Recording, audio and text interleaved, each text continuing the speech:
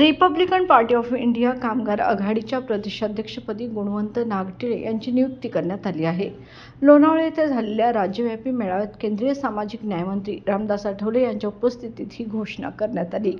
गेल्या 25 वर्षांपासून रिपब्लिकन पक्षात सक्रिय असलेल्या नागटिळे यांनी कामगारांच्या हक्कासाठी सातत्याने लढा दिलाय. त्यांच्या कार्याची दखल घेऊन त्यांच्यावर विश्वास दाखवत ही जबाबदारी सोपवण्यात आली आहे. पुण्यात झालेल्या भेटीत नागटिळे यांनी आठवले यांच्याकडून पुढील कामासाठी मार्गदर्शन व आशीर्वाद घेतले.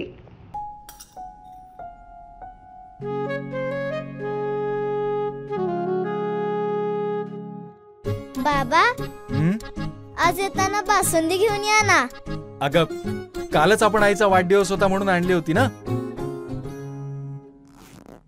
ऐकलं, गोकुळची बासुंदी पुन्हा खावीशी वाटतेय. खरं सांगू, मलाही खावीशी वाटतेय. पुन्हा पुन्हा खावीशी वाटणारी गोकुळ बासुंदी.